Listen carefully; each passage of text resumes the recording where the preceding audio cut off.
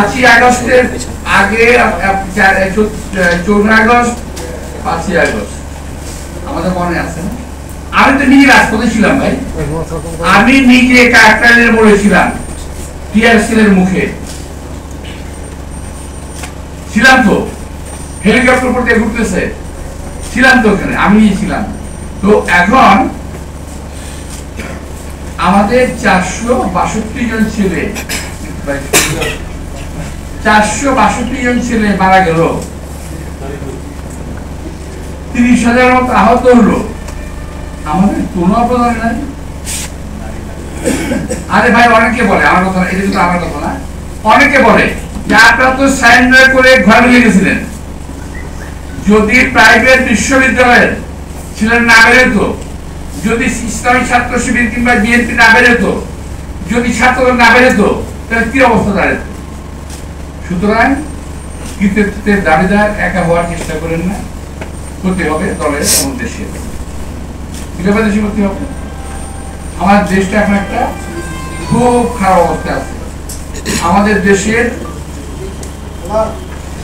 জনগণের, জাতির, দলের প্রত্যেকটা মানুষের ঐক্যবদ্ধ হওয়ার প্রয়োজন রয়েছে। যদি বাংলাদেশের জনগণকে বিভক্ত করা যায়, এই দেশকে আবারও ভারতীয় আধিপত্যবাদের হাতে চলে যেতে হবে।